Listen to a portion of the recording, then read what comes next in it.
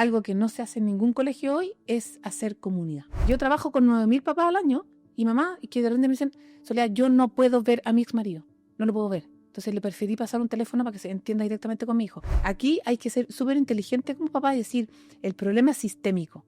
A mi hijo algo le pasa, pero ayudémoslo. Y ahí es donde yo tengo que entrar con mucha honestidad. Cuando vayas a hablarle de pornografía a un niño, explícale qué es la pornografía. Y muchas veces el bullying es espontáneo. Surgió una broma y engancharon todos, y como yo vi que todos se rieron, voy y la molesto de nuevo para ganarme la popularidad del resto. Es que hoy es un desagrado hacer clase. Hoy nos acompaña Soledad Garcés, directora de la Fundación para la Convivencia Digital. Es especialista en ciudadanía digital, educación y convivencia escolar. Lleva más de 15 años enseñando a familias y colegios cómo navegar en el mundo de las pantallas con conciencia, límites sanos y presencia real. Fue reconocida como una de las 100 mujeres líderes de Chile. Y su voz es clave cuando hablamos de infancia, redes sociales y crianza en tiempos digitales. Hola Sole, muchas gracias por estar acá. Gracias por la invitación. Sole, bueno, si bien la Katy ya hizo una super presentación tuya, nos gustaría que tú te describieras. ¿Quién es Sole y a qué se dedica actualmente? Yo primero soy profesora, soy mamá de 4 adolescentes. ¿De qué edades? 18 a 23 años, que nacieron en 5 años. ¿Ya? Wow. Estoy felizmente casada y tengo una mascota, un perrito. Entonces yo vivo en un ambiente muy masculino. Quizá por eso tengo una mirada tan simple de las cosas, porque los hombres, gracias a Dios, son mucho más simples que las mujeres. Son 4 niños. 4 hombres. Sí. Paciencia.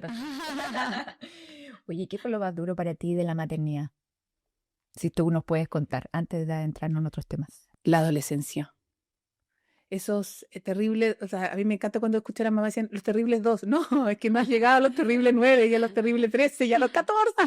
Sí, la adolescencia entre 4 tiene muchas cosas buenas porque se acompañan y son bien amigos, pero la adolescencia hoy en día es muy dura, muy dura. Oye, Soli, tú eres profesora de profesión.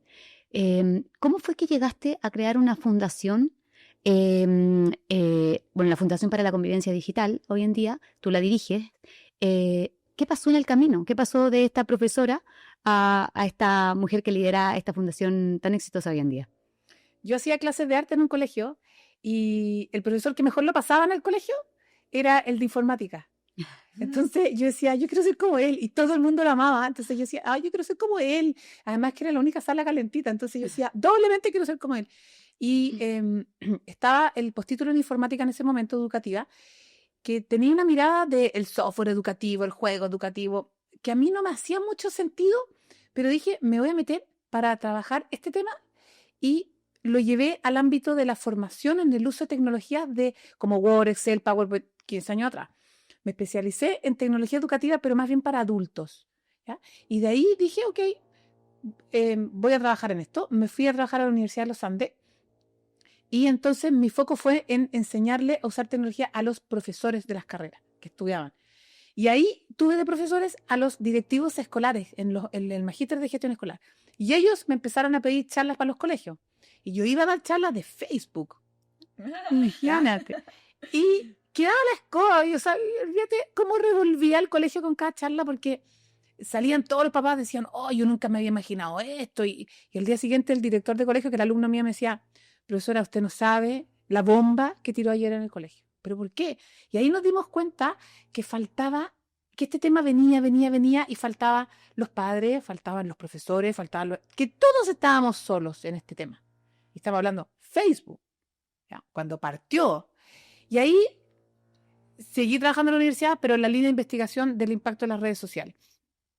Luego formé una consultora que luego se transformó en fundación, porque los colegios no pueden trabajar fáciles con organizaciones con fines de lucro, y nos dedicamos 100% a formar a este ecosistema de adultos que son responsables de los niños, porque los niños tú puedes darle una charla, darle una clase, pero si no tiene un adulto que lo refuerce, no van a aprender.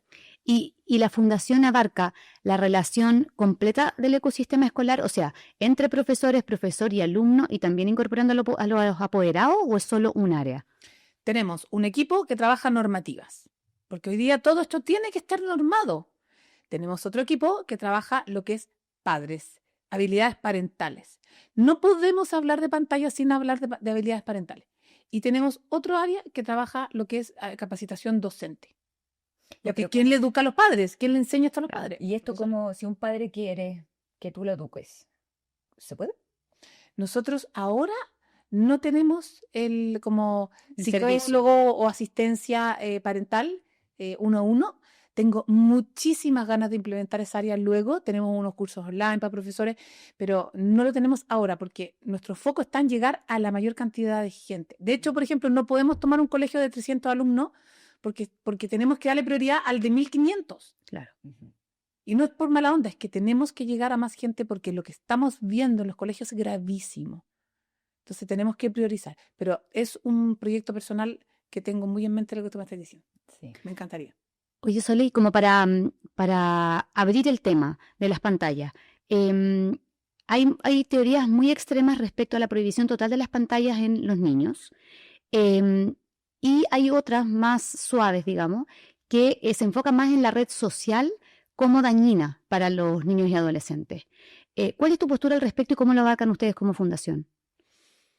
Yo creo que las teorías que dicen que las pantallas son muy dañinas, en general, estamos hablando del ecosistema digital al que se enfrenta un niño y adolescente hoy, son absolutamente reales. O sea, hoy decir que las pantallas inciden en el desarrollo neurológico de tus hijos es real.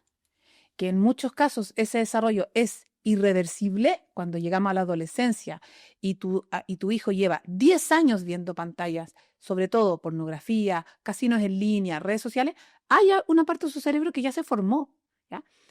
Entonces, esas teorías que tú planteas son ciertas, pero el problema es que hoy, así como la comida, el azúcar, tú me decías, el azúcar es muy mala, sí, claro, pero si hoy día tú tratas de sacar el azúcar de la dieta de los seres humanos, tendrías que nacer de nuevo, digamos, ¿ya? Se tiene que limitar al mínimo el azúcar para tener una vida saludable, ¿ya? Lo mismo con las pantallas. Tienen demasiadas cosas buenas las pantallas para sacarlas de la vida, pero hay etapas en la vida de los 0 a los 6 que es mejor 0 pantalla o muy poquita. Y ahí tú tienes que ir aprendiendo el impacto que esto tiene en tu vida porque además esto se regula desde tu rol parental. Entonces, no saco nada con el discurso antipantalla si yo no tengo las habilidades para educar a ese niño en que tenga otra vida paralelo a la pantalla y que desarrolle otras fortalezas y otros talentos. No es solo pantalla, no es solo neurología, ¿ya? Esto es habilidades parentales, entorno social y muchas otras cosas que confabulan y que se juntan en este ecosistema en el que están inmersos los niños.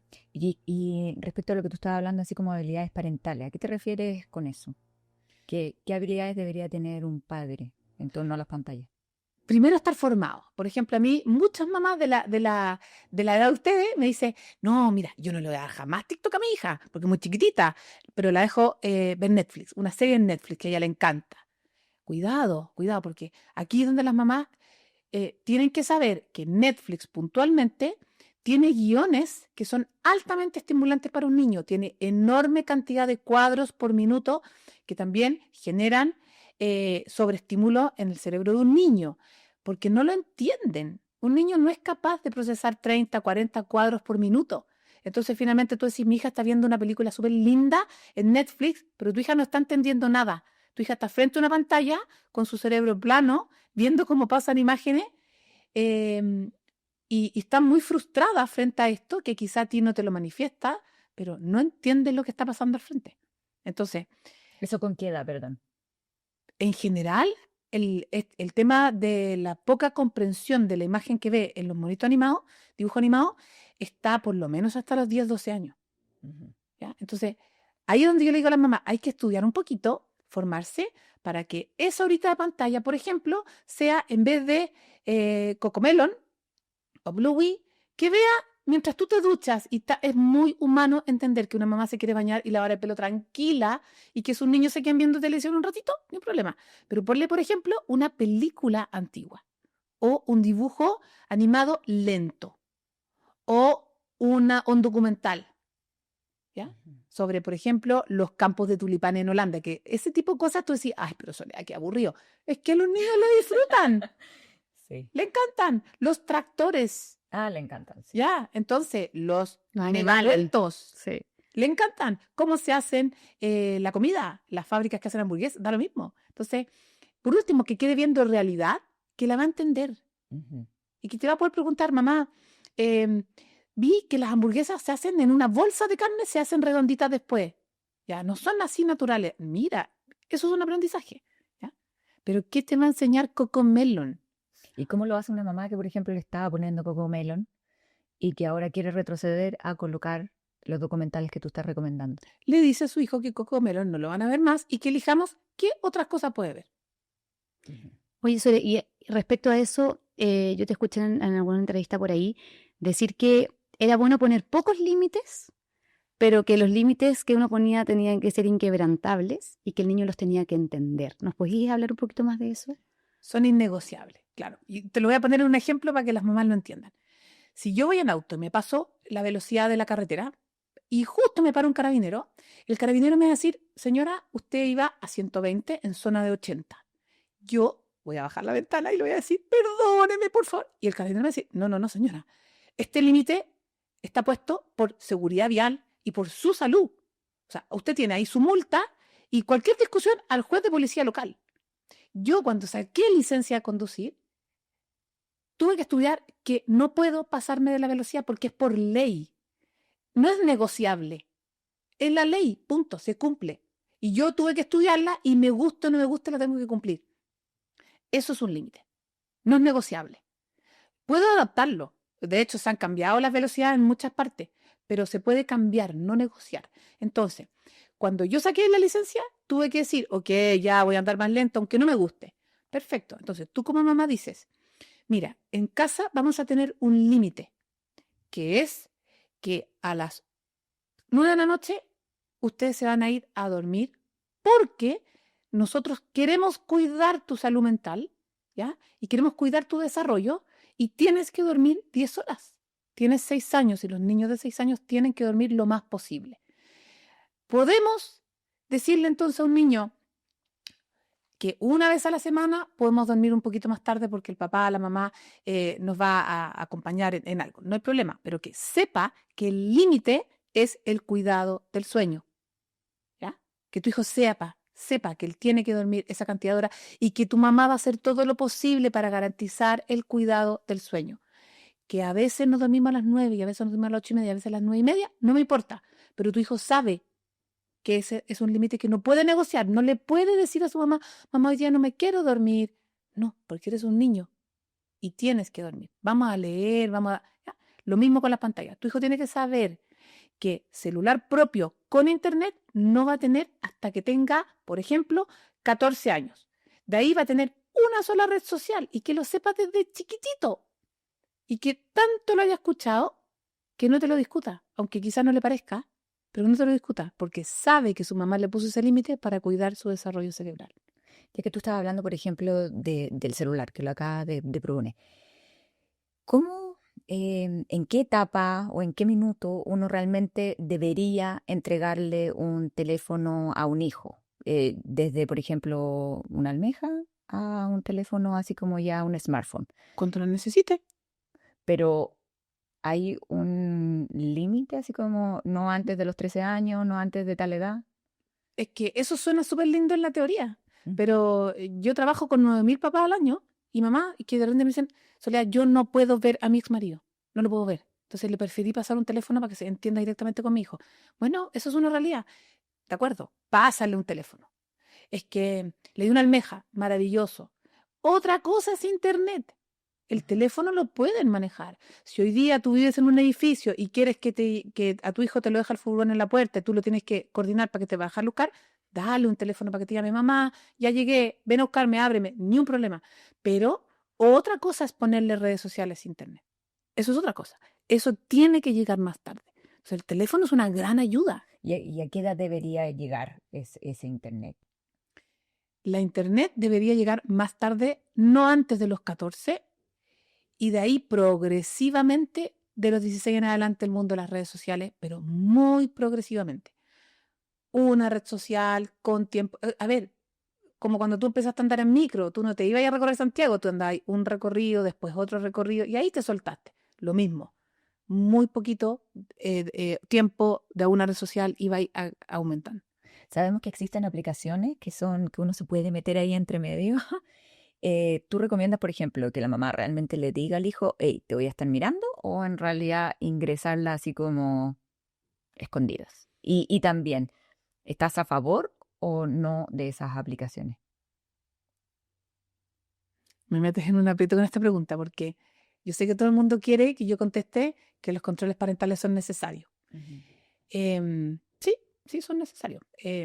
Pero si yo tengo que controlar tanto lo que hace mi hijo y tengo que leer todas sus conversaciones y tengo que sapear tanto, ¿será la edad correcta y el momento correcto para que ese niño tenga eso? Buena pregunta.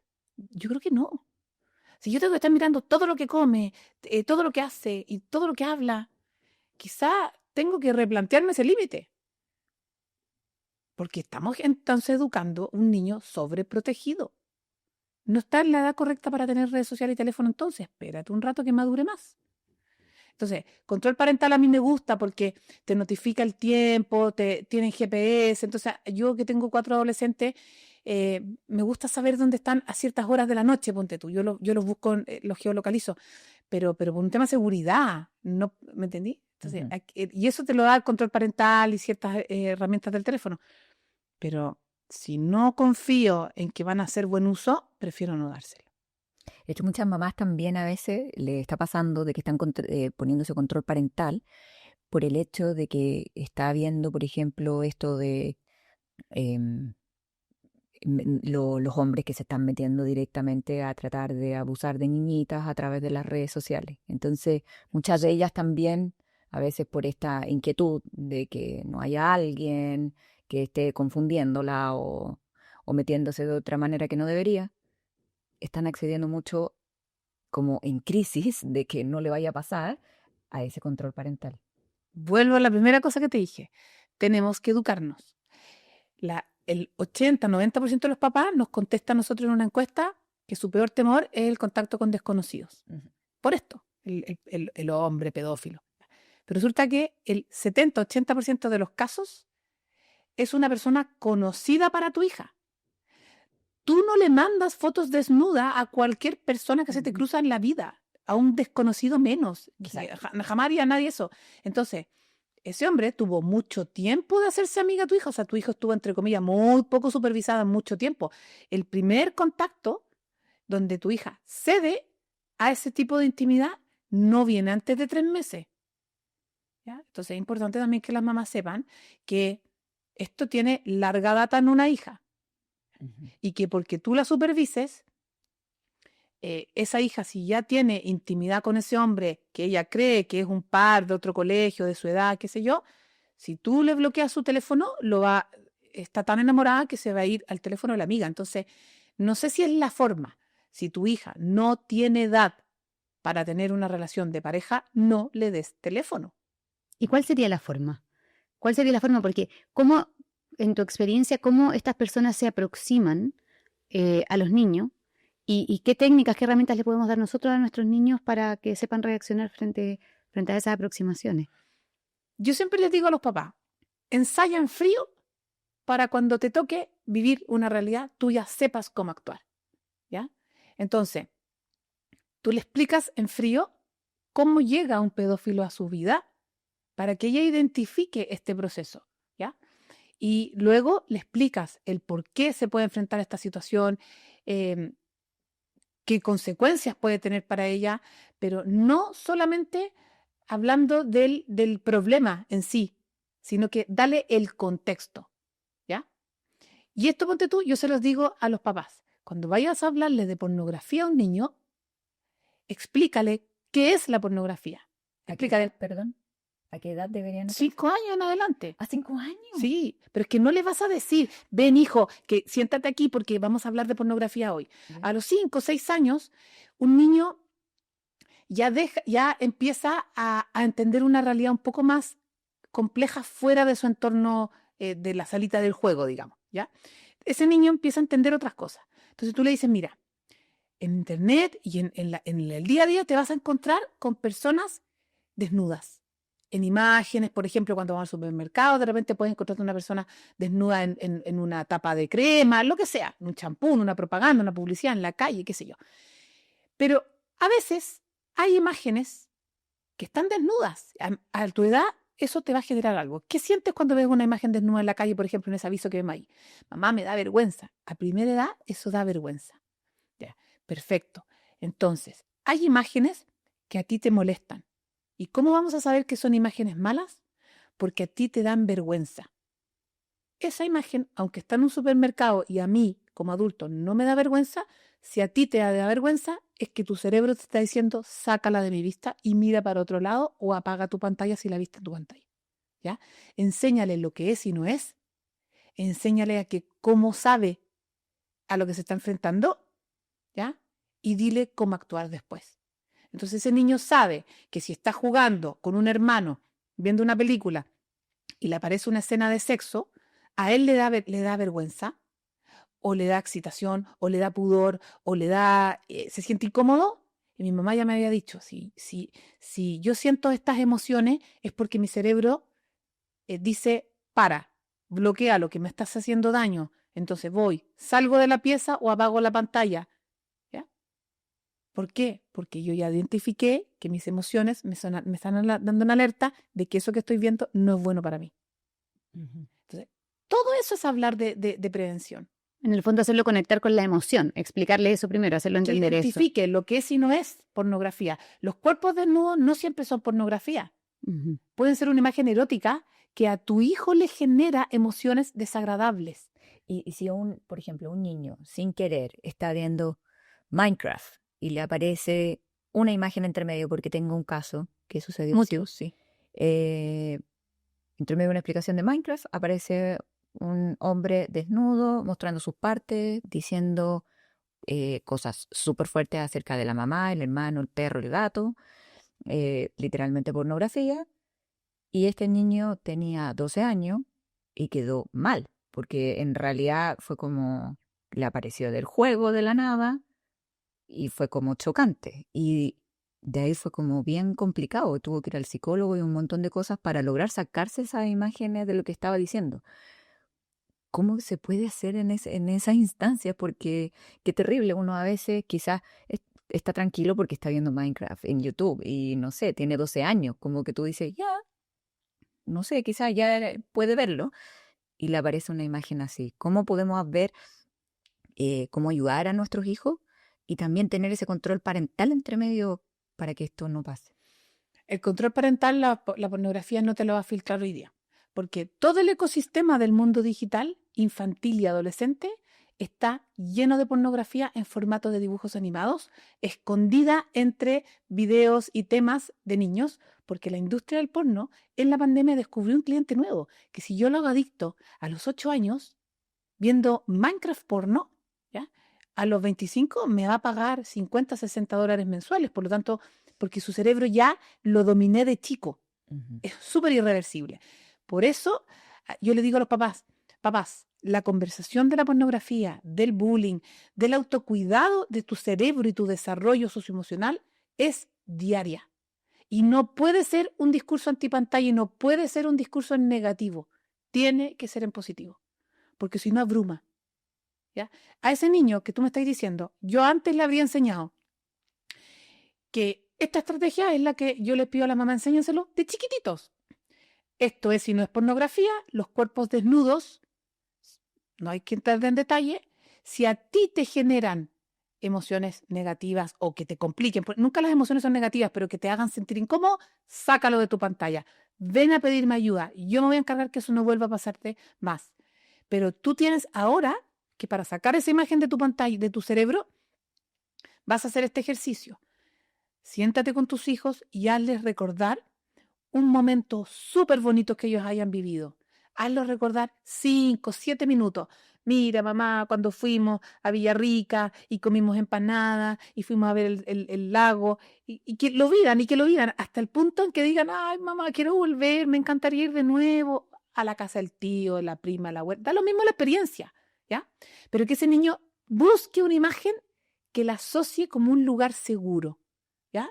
Entonces ahora tú le dices, cada vez que tu cerebro traiga a la mente esa imagen que te incomodó, que te generó vergüenza, asco. A los niños más chiquititos la pornografía les genera asco, o que te dio sobreexcitación, que no lo pudiste regular, tú le dices a tu cerebro, no quiero pensar más en esto, y trae a mi mente ese recuerdo, que es mi imagen segura, y lo vuelves a vivir hasta que vuelvas a vivir esa emoción entretenida de ese paseo, de ese momento, y esa emoción bonita va a aplacar la ansiedad o la distorsión que te está generando la imagen pornográfica en ese puntualmente. Puede ser para cualquier tipo de imágenes que te generen cosas negativas, pero eso es una estrategia que tú tienes que enseñar hoy en día, que es identificar tu lugar seguro o tu imagen buena, ¿ya? Para que se lleve estas emociones que te perturban. Oye, Soli, Espectacular. y respecto al bullying, ¿tú has visto que se ha incrementado en los últimos años o hay más visualización de lo que estaba pasando? Se normalizó el bullying. O sea, este año tuvimos una rutina de humor en Viña que se ganó todos los premios, que fue puro bullying. Y todos se reían. A mí me llamó mucho la atención. Sí. Y hoy día las mamás y los papás en el WhatsApp de curso se tratan pésimo y está todo normalizado. Y las funas, la funa cualquiera, o sea, el maltrato y el acoso se normalizó. Antes de seguir, ¿tú nos podrías definir qué se entiende por bullying y desde qué edad se podrían llegar a vivir episodios de bullying? Porque hay personas que dicen, no, a esta edad no podemos llamarlo bullying porque son muy chiquititos, entonces no califica como. ¿Cómo identificar desde qué edad estamos viviendo bullying? El bullying significa acoso, ¿ya? Y el acoso tiene que ser un hostigamiento reiterado, intencionado, donde haya asimetría de poderes, es decir, haya víctimas y agresores.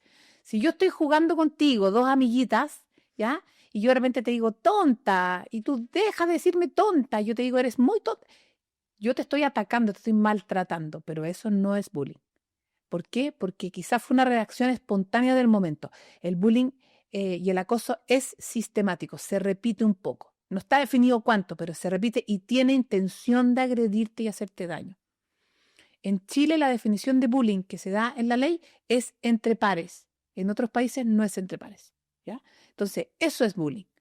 Ahora, los niños de preescolar, primero, segundo, básico, en general no se habla de bullying, se habla de maltrato. Están ellos violentos, se están maltratando. Pero cuando ya se manifiesta una intención de hacer daño, ¿ya? Ahí hablamos de bullying. Entonces ya estamos hablando de bullying cuando entran más al ecosistema escolar. Generalmente sí. Y en ese sentido, ¿cuál es la reacción que deberíamos tener nosotros como papás y la reacción que debería tener el establecimiento educacional al respecto si hay bullying entre dos niños? Primero, algo que no se hace en ningún colegio hoy es hacer comunidad. Tú, cuando haces comunidad, conoces a la gente de tu curso, conoces a las familias de tu curso, y cuando tú conoces a la gente, los quieres y los conoces como son, más menos, ¿ya? Yo hay papás que no voy a querer tanto, hay otros que más, pero tú generas vínculo. Entonces, cuando tenemos situaciones normales que nuestros hijos pelean, nosotros podemos solucionarla con los niños. O sea, los niños resuelven su problema con nuestra ayuda, ¿ya?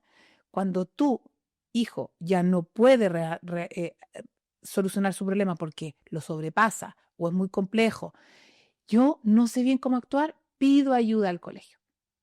Y ahí sí nos tenemos que acercar al colegio. Pero hoy en día no tenemos comunidades, entonces al final yo voy directo al colegio porque no conozco a los otros papás. Y, por ejemplo, respecto al ambiente escolar, ¿cuáles serían los imprescindibles a la hora de tener una buena convivencia escolar? Comunidad. Sí o sí. Comunidad. Y una o dos estrategias de resolución de conflictos, no más. Hoy día no hay ninguna empresa que no tenga estrategias de resolución de conflictos hoy, después de la ley Karen y todo. ¿Por qué los colegios no las tienen? Si habiendo personas va a haber conflicto. Y la paz no es sinónimo de que no haya conflictos. El sinónimo de paz es que hay capacidades instaladas para enfrentar conflictos. Pero ahí es difícil como papás porque ¿hasta cuándo estirar el elástico? O sea, si yo tengo a mi hijo que está sufriendo un episodio de bullying en el colegio y estamos tratando de probar si el sistema funciona o no, básicamente, si el colegio reacciona bien frente a este episodio. Y yo lo intento y sigue el episodio. ¿Cuándo tomar la decisión sensata de decir me lo llevo del colegio? Aunque el agresor es el que debería irse, pero hoy sabemos que, yo creo que tú lo tienes clarísimo, no es tan fácil echar a un niño en un colegio tampoco, aunque sea agresor. Entonces, ¿cuándo un papá tiene que pararse y decir, no, saben que esto se acabó? Yo no puedo estar probando el sistema básicamente a costa de mi hijo, me lo llevo al colegio. Sí, muchas veces eh, tú tienes tu propia versión de lo que tu hijo te cuenta. Aquí es súper importante cuando tu hijo no tenga las habilidades para resolver ese conflicto solo, pedir ayuda al colegio. El colegio tiene que abrir lo que se llama el protocolo convivencia. Y ese protocolo no es más que ciertos pasos para conocer bien el problema. Se va a citar a las familias de todos los involucrados. Se van a lograr ciertos acuerdos, ¿ya? Pero ojo, el bullying no es mediable, ¿ya? No es una situación que sea fácil de no se hace mediación en el bullying. La mediación se hace cuando ambas figuras que están involucradas en un conflicto son pares. En el bullying yo tengo asimetría, tengo un agresor y víctimas. Entonces, el colegio lo único que puede hacer es ver qué pasó y abordar esto por separado. ¿Cuándo tomo la decisión de sacarlo? Cuando ya agoté todas las instancias. Entonces, el colegio, por normativa, lo único que va a poder hacer es llamar a entrevista a tu hijo, a ti, a la familia de los agresores o del agresor, ver qué pasó. Nunca los va a poder juntar a conversar porque no están en paridad, ¿cierto? Hay uno que está agrediendo al otro y va a poder tomar ciertas medidas. Mira, los vamos a separar, vamos a tratar de conversar por separado, ya, pero ojo que aquí siempre puede darse que tu hijo genera algo o tiene algo o está involucrado en esto. Si no se hace un análisis sensato de cuáles son las cosas que está gatillando mi hijo, ¿ya? O por qué se generó esto, me lo llevo a otro colegio y se genera lo mismo allá. ¿Ya? Entonces, yo tengo en mi mente 4 o 5 niños que han pasado por 3, 4 colegios y eso te dice que hay algo en ellos que hay que trabajar. Y en ese sentido, ¿qué tan responsable somos los papás y cómo los ayudamos a tener herramientas para que no sean víctimas de bullying? Porque como tú dices, si se va a pasear por 5 colegios A sufrir. y claro, va a sufrir exactamente lo mismo, es algo que nosotros estamos haciendo mal, que no le estamos dando las herramientas para que no esté en esa situación. Entonces, ¿qué recomendarías tú a un papá para que en el fondo prepare a este niño para la vida escolar y que no sea la víctima de bullying?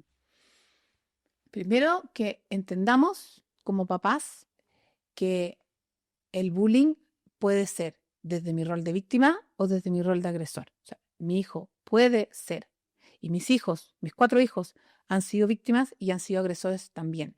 De hecho, muy común es que tu hijo sea víctima y agresor a la vez, porque como vive una conducta y vive una situación, la aprende y cuando a él le toca, la repite. ¿Te fijáis? Entonces, aquí hay que ser súper inteligente como papá y decir, el problema es sistémico. A mi hijo algo le pasa, pero ayudémoslo. Y ahí es donde yo tengo que entrar con mucha honestidad a preguntarle a mi hijo, ¿en qué te puedo ayudar? Y aquí yo les recomiendo a los papás 3 preguntas que son claves. Focalizarte en la solución del problema, no en el problema. El problema no es por qué Carlitos te molesta, ¿ya? Focalicémonos en cómo hacer que Carlitos no te moleste más. Porque a ti te desagrada que te digan eso. O sea, separemos el problema de las personas. Entonces, pregúntale a tu hijo 3 cosas. Contexto, emoción y la solución. Primero, ¿qué está pasando? Mamá, es que cada vez que yo hago esto, el otro me dice esto. ¿Por qué crees que te dice eso? Mamá, no tengo idea. Es que ¿a quién más le dice? Haz que tu hijo se enfrente al problema, no para revictimizarlo, sino para que sea capaz de analizar lo que está pasando y que vea el problema en sí. Luego que vea emociones. Contexto primero, emoción después. ¿Cómo te sientes tú aquí? Mamá, me da mucha rabia, me da pena, me frustra. ¿Por qué? Háblame de tu rabia. ¿Ya? ¿Qué te genera esto? Tu niño probablemente no tenga la capacidad de explicarte de dónde viene su rabia. Te va a decir, mamá, me duele la cabeza, me da rabia. ¿Por qué? No sé, mamá, ¿por qué me da rabia? Y va a llorar. Pero trata con calma de que entienda de dónde viene la rabia. Si no lo puedes hacer tú, que lo haga un terapeuta. Y en tercer lugar, que te diga soluciones. ¿Cómo te gustaría que se solucionara este problema? Nosotros como adultos te vamos a ayudar. Y el colegio también te va a ayudar. Pero, ¿cómo te gustaría a ti solucionarlo? De repente, los niños dicen, mamá, ¿sabes que yo tengo muchos más amigos en el curso al lado? ¿Me podrán cambiar de curso? Listo, se acaba, se cambia. Mamá, ¿sabes que no quiero más este colegio? ¿Me puedo cambiar al colegio de mis primos donde yo tengo más amigos? Ni un problema. ¿Ya? La solución a veces ellos la tienen. Mamá, ¿me voy a acompañar a la casa de este niño para que conversemos uno a uno? Perfecto, a veces. La solución ellos muchas veces la tienen. Que nazca de ellos. ¿Ya? Y tú los ayudas a buscar esa solución. Cuando el problema de bullying sobrepasa a los niños, es cuando muchas veces ya entra en un plano emocional más fuerte. Cuando, por ejemplo, se difundieron fotos, se difundieron videos, que ahí ya, solo pensar que tus fotos circulan por todos los colegios de Santiago, tú ya tenías un bloqueo y una dificultad mayor. Ahí hay que acercarse mucho antes al colegio, pedir ayuda psicológica y hacer un trabajo mucho más de intervención. Pero ¿qué hacer cuando el establecimiento, por ejemplo, minimiza esto del bullying o en realidad no está ayudando con ninguna herramienta? ¿Qué podemos nosotros hacer ahí? Eso es una realidad súper común. A ver, tenemos que entender que los colegios son centros de aprendizaje, ¿ya? Nosotros les pedimos además que eduquen en lo socioemocional y que eduquen en otro tipo de herramientas, pero en un colegio hay profesores y todo un grupo de profesionales orientados al aprendizaje. Las herramientas de resolución de conflictos que lamentablemente manejan son mínimas y son nuevas. Los protocolos se empezaron a implementar hace muy pocos años. Entonces, aquí lo importante es entender yo hasta dónde puede intervenir el colegio que yo elegí para mi hijo o el que me tocó por tómbola, da lo mismo, pero ese colegio, si no me puede ayudar en un corto plazo, tengo dos opciones. O voy a la superintendencia y busco ayuda para que presionen a mi colegio, lo cual no va a generar grandes cambios. Claro. ¿Ya? Es como bien la recta final.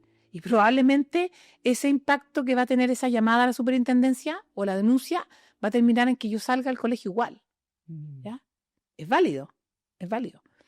Pero también puedo pedir al colegio que actúen. Ahora, muchas veces no actúan porque no tienen las personas pertinentes y preparadas. Muchas veces el problema, como se ve del otro lado, no es como yo lo veo. Y a veces falta información. ¿Ya? Muchas veces uno dice, es que el colegio no hizo nada. Pero ¿qué tanta información le dimos al colegio para que supiera? ¿Te fijas? Y siéndote súper honesta, y aunque duela, muchas veces no hacen nada porque no pueden hacer nada. Porque no tienen la gente preparada, porque el problema lo supera, porque el problema lleva años y nadie lo había visto. Wow. Hay cosas que son muy complejas. Ustedes están pensando en sus niños chiquititos, que tienen problemas chiquititos. De extrapolar, Claro, pero cuando tú tienes un adolescente de 14 años, que por el hecho de ser colorina, mi hija es colorina, y solo por ser colorina le están poniendo sobrenombre y le sacan fotos y circulan por todos los colegios, y de todos los colegios le dicen colorina no sé qué. Tú decís, eso es un bullying masivo, ¿cómo lo hago? ¿Y el colegio qué va a hacer? No puede ir al colegio, a los 15 colegios de otros niños para decirle no ofendan a esta niña por su color de pelo. Oye, Soli, y en esta experiencia larga que tienes, cuando te ha tocado ver niños que son reincidentes, digámoslo así, como víctimas de bullying, ¿has logrado identificar ciertos rasgos en sus familias? Sí. ¿Nos podrías contar más o menos sobre eso? Hay hartos patrones, pero no son únicos.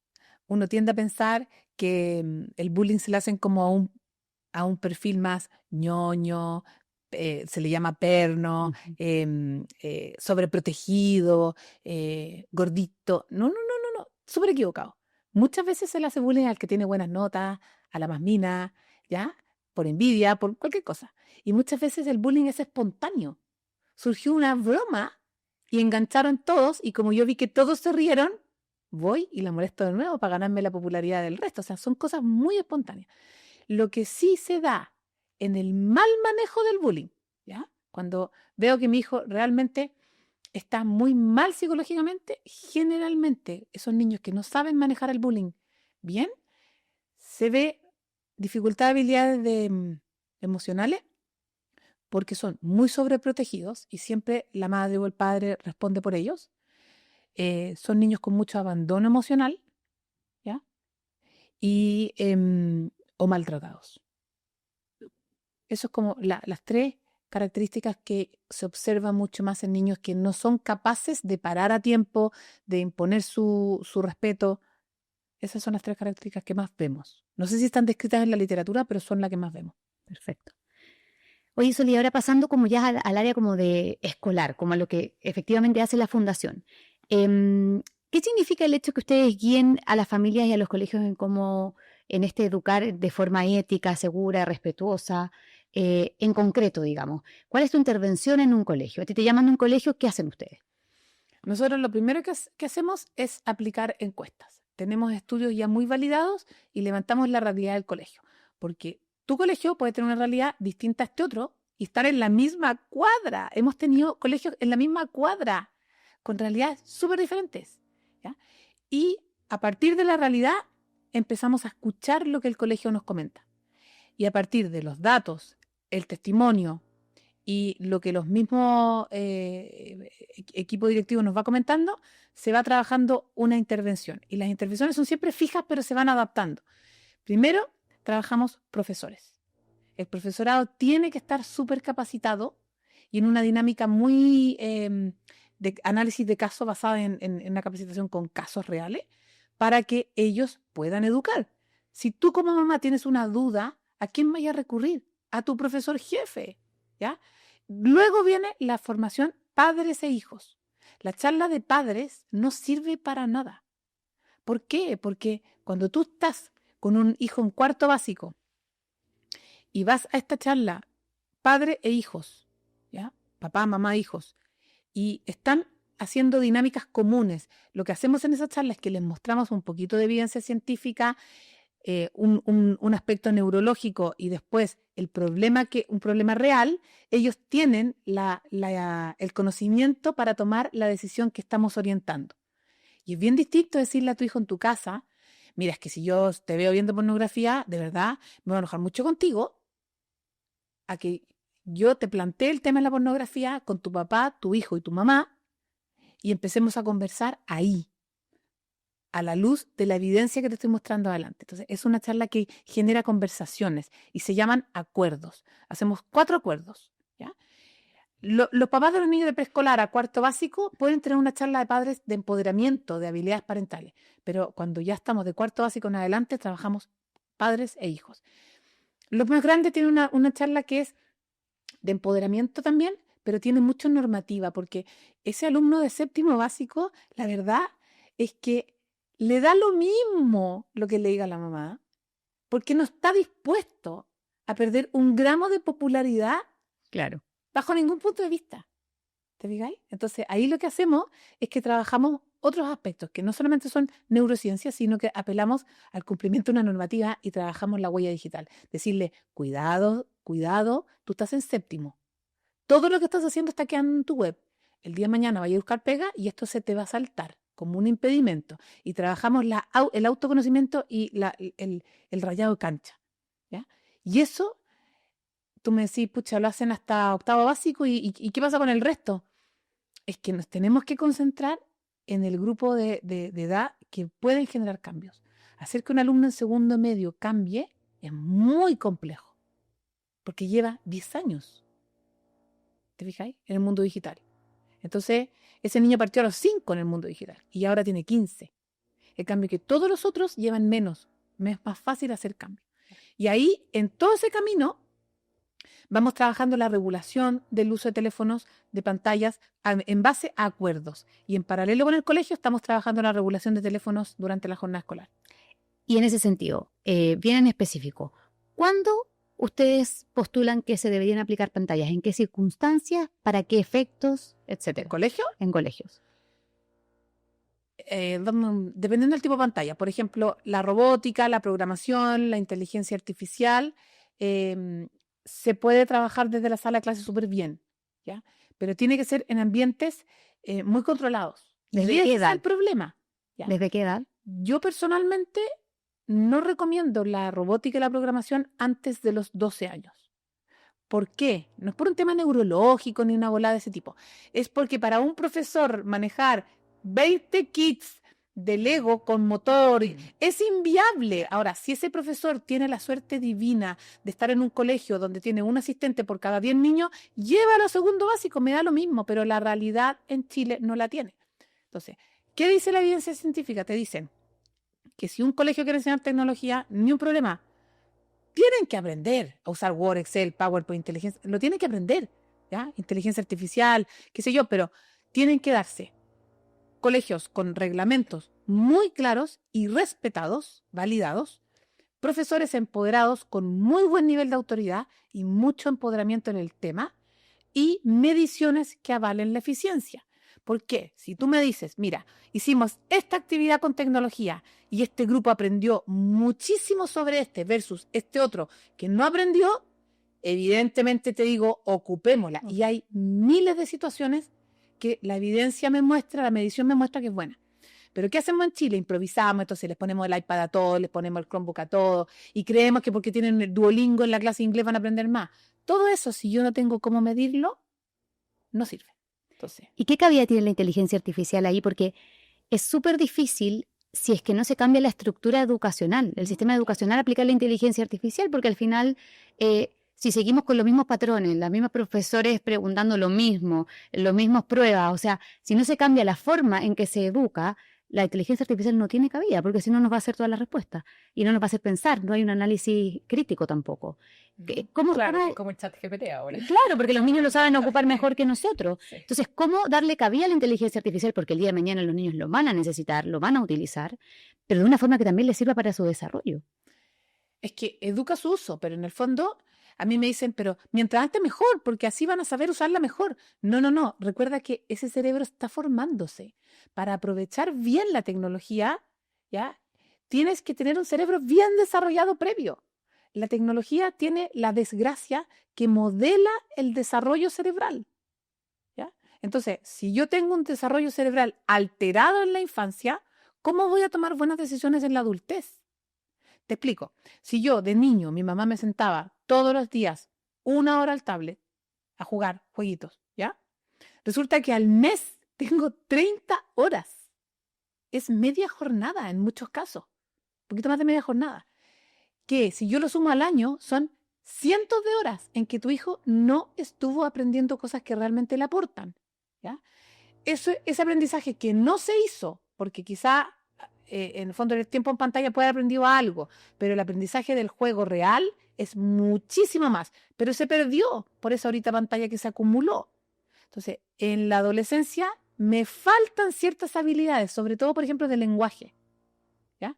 Cuando yo tuve mucho tiempo en pantalla de niño, me falta vocabulario porque no hablé, ¿ya? Y ahí me pasa que ese adolescente no habla porque no encuentra la palabra, porque no sabe expresar la idea y se frustra. Totalmente. Entonces, necesito desarrollar súper pleno el cerebro infantil para que de a poco la tecnología vaya aprendiendo a dominarla bien, pero que no sea dominado por la tecnología, que ellos la vayan dominando, pero no antes de los 14, 15 años. Entonces, muchas veces me dicen, pero Soledad, es que son tantas cosas las que tiene que aprender que tenemos que partir antes. ¿Para qué? A ver, si Google es intuitivo, Gmail es intuitivo y todo, hasta los prompts los dan hechos hoy en día, o sea, no es necesario antes de los 15 años. Necesito que sea súper equilibrado emocionalmente, que tenga músculo, que sea buen amigo antes. ¿Cachai? Antes de continuar con estas interesantes preguntas y las últimas que nos van quedando, queríamos agradecerle a nuestros auspiciadores, porque este programa no sería, no podría existir sin ellos. Así que queríamos agradecerle muchísimo a Cosmetic.cl, que tiene perfumes 100% originales y también cosméticos. Así que métete a su página web, www.cosmetic.cl, o también puedes revisar su Instagram, @amocosmetic. Y también agradecer a ericjavits.com, donde pueden encontrar los mejores sombreros, los que han usado todas las celebridades, Melania Trump, Beyoncé, Lady Di, Lady Gaga, Rihanna, muchas más.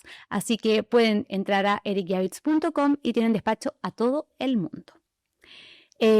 Sole, y para seguir con el tema de la mente escolar, que es tan interesante, cuando tú ya haces esta intervención en los colegios, se toman medidas en el colegio, se tratan de aplicar. ¿Cuál ha sido la recepción de los profesores? Uy, cambia mucho la recepción dependiendo el colegio. Ya, muchísimo. Todo esto se implementa en la medida que hay buena comunidad. Y en los colegios en Chile no hay buenas comunidades, ¿ya? Y porque vuelvo al origen, la comunidad es un grupo de personas que se vincula emocionalmente y se conocen.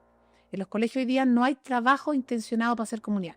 Los profesores que son más reactivos pertenecen a colegios donde no hay buenas comunidades, ¿ya? Y en general los profesores al inicio tienden a decir, esto es un problema de los padres, yo no me meto. De a poco se van dando cuenta que cuando el teléfono está regulado, cuando no está en la sala de clases, cuando no lo traen, cuando los padres se les da este reforzamiento en este espíritu de comunidad, va cambiando completamente su trabajo. Entonces, ayer un profesor me dijo, desde que sacamos el teléfono de la sala de clases, volvimos a tener vocación de profesores, o sea, como que volvimos a pasarlo bien con los alumnos. Los profesores les gusta hacer clases y por algo hacen esa pega. Exacto. Pero realmente se le está volviendo imposible. Y en ese sentido, ¿cuál es tu opinión respecto del uso de teléfono en la jornada de clase? ¿Deberíamos eliminarlo totalmente? ¿Tratar de trabajar dependiendo de la edad, la autorregulación? ¿O definitivamente ser tajantes y decir como, no entras al colegio, no se puede entrar el celular, no se puede sacar la mochila, etcétera? Ahí volvemos a lo que es realidad. O sea, desde la ciencia yo diría, chao, fuera, no lo necesitan. Antipantalla total. Todos sobrevivimos sin celulares en el colegio. Y eso es un discurso muy válido porque es real. Pero llévalo a la realidad chilena. Claro. No Finlandia, ¿ya? Ya a la realidad chilena, donde el 50 o 60% de los niños vive con uno de los dos padres. No se conecta con el otro. Entonces tienen teléfono, el papá aspiracional para ganarse ese cariño de ese hijo que ve cada 15 días, solo los miércoles le regala el tremendo teléfono. Entonces ese niño va y quiere y le gusta su teléfono. ¿Ya? ¿Te fijas? Esa es la realidad. Entonces, el colegio puede pedir, y está en todos sus derechos y en su reglamento lo dice, que los teléfonos se guarden al inicio de la jornada y no se saquen. Puede pedirlos y requisarlos. Un abogado me decía, no puede porque es un bien privado. Chao. Si está en el reglamento, En el reglamento ¿no? está, lo puede hacer. Lo que no puede hacer es quitárselo para siempre, eso sería un robo. Pero si está en tu reglamento y el colegio tiene por ley que asegurarte la educación y el celular distrae el proceso educativo, está en todo su derecho de quitárselo. Lo que pasa es que ahí hay muchas formas de quitarlo, que es donde tenemos que entrar a otra discusión para que no se convierta en un problema. ¿Y ahí tú recomiendas hacerlo de forma paulatina? No. Yo lo quitaría el teléfono, que entrando al colegio se apague, se guarde, se deje en cajita, en locker, dependiendo de la cultura del colegio y la comunidad. Porque hay comunidades donde si yo los dejo en la mochila, se los van a robar. Claro. Pero por otro lado, si lo guardan en una cajita, el problema que tengo es que un colegio se hace cargo de 60 millones de pesos en celulares. Claro, sí. ¿Ya? Claro. Entonces, es súper fácil decir al colegio, hágalo. Pero nosotros en un colegio de 600 alumnos juntamos 32 millones de pesos en cajitas. Con una llave, una cajita de acrílico comprada en Temu. ¿Ya? No estamos hablando de la bóveda del Banco Chile, ¿no? Po. Entonces, ahí es donde yo a los papás les digo, por favor, hagamos nosotros también la pega de psicoeducar a los niños. Tu hijo de cuarto básico no necesita teléfono. No lo necesita. ¿Ya? Y si lo necesita para llamarte, por favor, preocúpate de que está pagado y que no. Pero esa es pega nuestra, ayudar al colegio en esto. Quería regresar acerca de los profesores y que les gusta enseñar. ¿Qué opinas tú acerca de la violencia que está pasando ahora dentro de los colegios con respecto de los niños que están violentando a los profesores y que los padres también los están apoyando? Es que los profesores perdimos autoridad. Uh-huh. Y perdimos autoridad por varias razones. Y también, te tengo que ser súper honesta, nos quitaron autoridad. Uh-huh. Yo creo que hoy día hay un montón de leyes que le restaron autoridad a los profesores. Pero también te tengo que decir que la carrera de pedagogía es una carrera que no forma profesoras líderes y profesores líderes. Entonces, tú pierdes la autoridad. Hoy, autoridad es una persona consecuente, coherente, que tu hijo o tu estudiante admira y respeta por la coherencia de vida que tiene. ¿Pero crees que también los profesores han perdido un poco el sentido también Sí, claro. del agrado de educar? Sí, claro. Es que hoy es un desagrado hacer clase. Que no hay respaldo tampoco, porque hoy en día cualquier apoderado va, te pone una denuncia, se mete en problema el profesor y el colegio, y no hay mucha forma de defenderse en ese sentido. O sea, hay como una desigualdad, Y muchas veces yo creo que los apoderados, respecto a la pregunta de la violencia, se sienten con el poder y con el derecho de hacer un poco lo que quieran en los establecimientos educacionales hoy en día.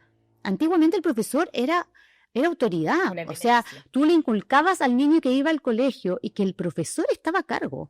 Hoy en día no es así. Hoy en día muchos papás le dicen, si el profesor te hace algo, avísame y yo lo demando. Claro. Lo voy a reclamar. Bueno, ahí tenemos la raíz del problema. Pero por otro lado, también tenemos profesores que se formaron para enseñar matemáticas y que nadie nunca les enseñó estrategia de resolución de conflictos ni de manejo de 40 alumnos, donde 15 o 8 son niños con necesidades educativas especiales. Tú a veces te desesperas con 2 hijos. Sí. ¿Ya? Imagínate con 40 en una sala, porque los colegios particulares pagados del sector oriente de Santiago tienen 30 por sala. Un colegio público o subvencionado tiene 40. Un profesor, no hay asistente. Y tienes 8 niños TEA, hiperactivos, que durmieron mal, que no tomaron desayuno, ¿ya? O que se han alimentado una semana con puro arroz y tallarines y tienen dificultades de regulación por la mala alimentación, falta de sueño, problemas en la casa, miles de cosas. No es fácil. Y tú que eres profesora, ¿qué sientes que falta o qué podría hacer que se reencanten esos profesores para realmente poder hacer que los niños lo admiren y también poder tener una sana convivencia dentro del área escolar? Primero hay que ordenar los colegios. O sea, los colegios hoy en día no son lugares seguros todos. Hay colegios seguros sí, pero son lugares muy inseguros porque están desordenados, ¿ya?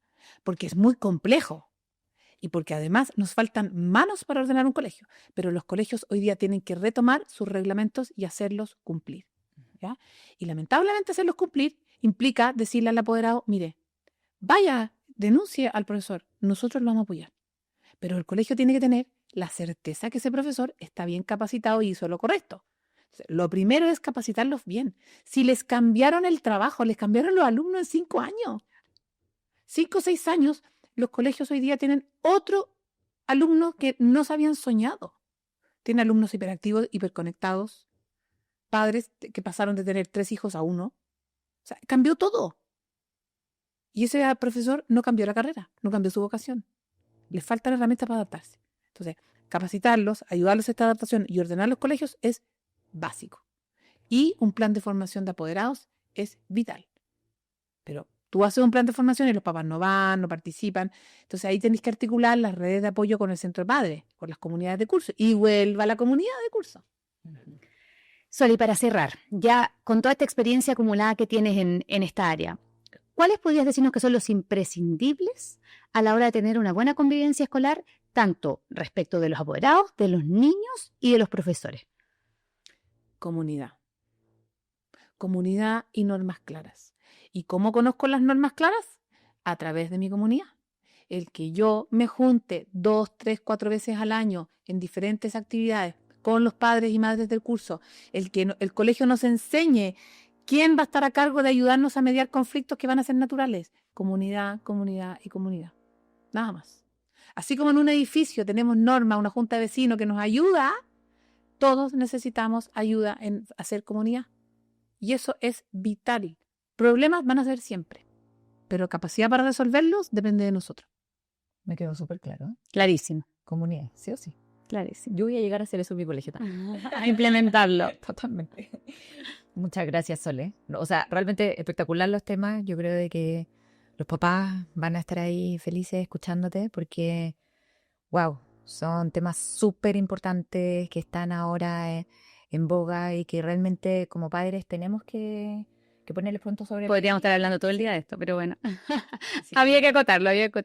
Sí. Sole, muchísimas gracias. Gracias por acompañarnos. Y también los queremos dejar invitadísimos a que nos sigan en nuestras redes sociales Mamás in Progress. También no olviden suscribirse tanto en YouTube como en Spotify. Nos pueden ver y escuchar en ambas plataformas. Nuevamente agradecerle a nuestros auspiciadores que hacen posible este podcast, tanto a ericjavits.com como a cosmetic.cl. Y nos vemos en un próximo episodio de Mamás in Progress. Chao, chao, que estén muy bien.